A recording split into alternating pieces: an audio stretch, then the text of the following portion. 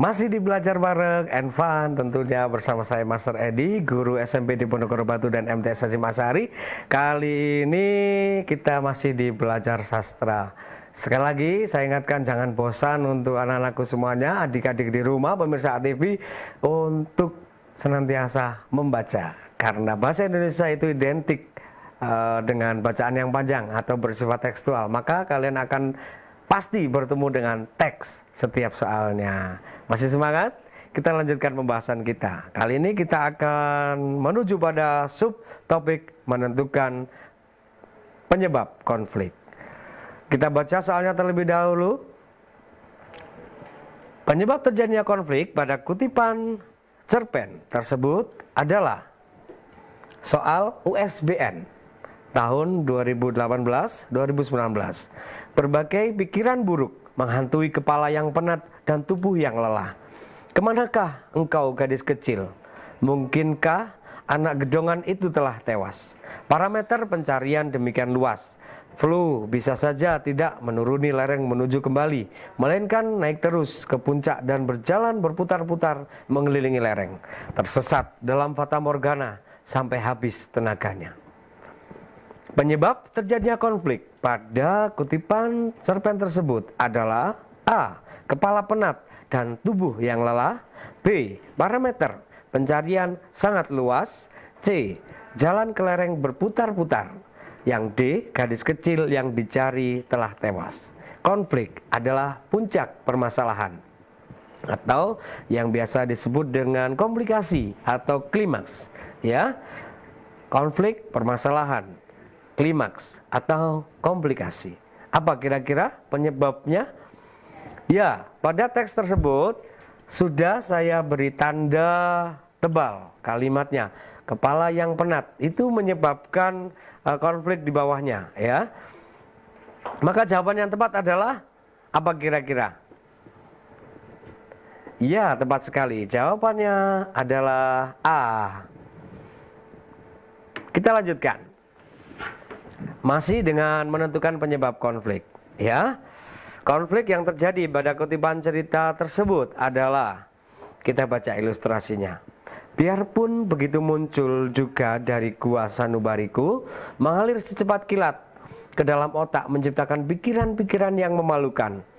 Sambil berbaring memeluk guling, tiba-tiba khayal membentang di depan muka mata batinku. Aneh, tak tahan lagi aku. Aku menjadi sebal dan mual. Gadis yang jelita dan tidak berdosa itu menjadi korban. Dibaktikan kepada kedua seorang tua bangka, suka makan riba. Kupejamkan mataku, menyusukkan kepalaku ke bawah bantal. Aku tidak mau mengucapnya. Soal USBN tahun 2018-2019. Apa kira-kira konflik yang terjadi pada kutipan cerita tersebut? A. Tokoh aku yang tidak setuju dengan tua bangka. Yang B. Tokoh aku yang tidak setuju gadis jelita jadi korban. C. Tokoh aku yang gelisah dan tidak bisa diatur. D. Tokoh aku yang tidak bisa menyimpan masa lalu. Apa kira-kira? Aku menjadi sebal dan mual. Ada kata sebal dan mual, ya. Berarti kata yang menjadi kunci sudah diberikan tanda tebal atau sudah ditebali. Ya, tidak setuju gadis jelita jadi korban, ya, sesuai dengan kalimat berapa ini? 1, 2, 3, 4. Kebetulan soal di ujian sekolah berstandar nasional tahun kemarin tidak diberikan nomor. Jadi saya membacanya dari titik. Ada berapa ini? 1, 2, 3, 4, 5. Kalimat kelima, ya. Aku menjadi sebal dan mual, gadis jelita yang tidak berdosa. Maka jawaban yang sesuai adalah B. Tokoh aku tidak setuju gadis jelita menjadi korban. Kita lanjutkan. Ya, agak mudah, ya. Semakin ringan. Menentukan tokoh utama, ya. Kita baca soalnya terlebih dahulu. Tokoh utama pada kutipan teks cerita tersebut adalah, apakah Tom? Apakah Pinkan? Apakah Uni? Apakah Rara? Kita baca, ya. Sengaja Pinkan berlama-lama di kamar. Dia menghindari Tom sejak kemarin sore. Dia tidak mau bertemu walaupun Rara sahabatnya meyakinkan bahwa Tom sangat menyesalinya. Tapi Pinkan masih takut kalau Tom memarahinya, atau jangan-jangan wajah Tom masih murung seperti kemarin. Kedua keadaan itu sangat tidak mengenakan. Pinkan merasa seperti pengecut. Lantas apa bedanya dengan Tom? Ia selalu bermuka dua. Pinkan menulis surat sedih yang ditujukan untuk Uni. Ia kini mengerti bagaimana rasanya sebatang kara di negeri orang. Ujian nasional tahun 2018-2019. Jawabannya adalah tokoh utama adalah tokoh yang sering disebutkan. Apa adik-adikku? Tokoh utama adalah tokoh yang sering disebutkan. Di situ sudah jelas. Sengaja Pinkan. Dia merujuk pada nama Pinkan. Dia merujuk pada nama Pinkan. Selanjutnya ada nama Pinkan yang disebut sebanyak 4 kali pada kutipan teks. Maka jelas jawabannya adalah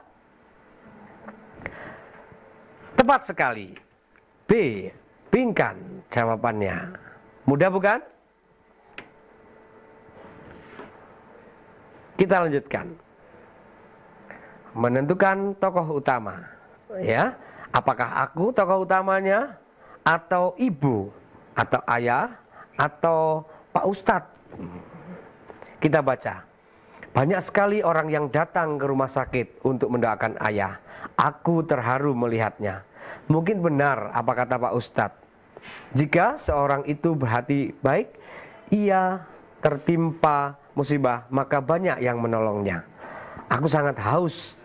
Sejak bangun tadi pagi aku belum sempat minum. Akhirnya aku bergegas ke kantin untuk membeli minum sebentar.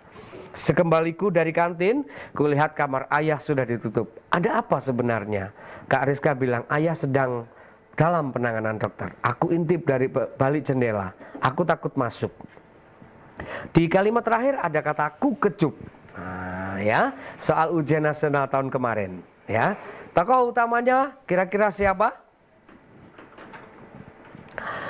Sebelum saya lanjutkan untuk menemukan jawabannya, saya mengingatkan kembali, Master Edi akan mengajak adik-adik untuk sedikit mengupas tentang sudut pandang pengarang. Di mana sudut pandang pengarang itu merupakan cara pengarang menyajikan sebuah tokoh ke dalam cerita.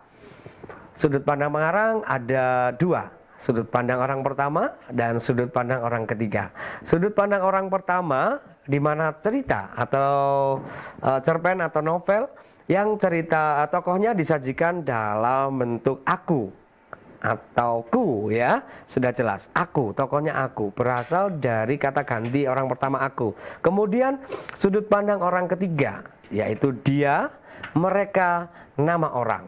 Kebetulan pada soal yang terpampang di layar televisi adik-adik semuanya, tokoh yang banyak disebutkan adalah tokoh aku. Coba dicermati, ada berapa tokoh aku yang sudah Master Edi tebali? 1, 2, 3, 4, 5. Dan di kalimat terakhir ada kata ku, kecup kening ayah.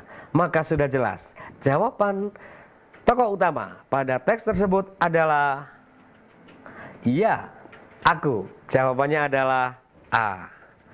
Setuju? Ya, baiklah adik-adikku semuanya, kita lanjutkan. Apakah soalnya masih berhubungan dengan tokoh utama? Tentunya jangan merasa sulit ketika kita menemukan sesuatu yang sebenarnya mudah. Jadi adik-adikku semuanya perlu hanya sedikit teliti saja untuk menemukan kata kuncinya. Seperti halnya tokoh ini. Sebenarnya ini kan soal bonus. Adik-adikku semuanya di rumah bisa mendapatkan bonus nilai dari soal model seperti ini. Tentunya bukan kesulitan. Kalau soal ini kamu anggap sulit, tentunya berasal dari diri adik-adikku semuanya di rumah. Iya, malas membaca soal. Tidak, saya yakin tidak. Baiklah. Ada sebuah pesan. Keluarlah dari persembunyianmu. Sambut dunia dengan ceria. Telan saja segala perih ngilu rindumu. Anggap sebagai obat agar kamu lebih semangat dan kuat. Ingin lulus 100%?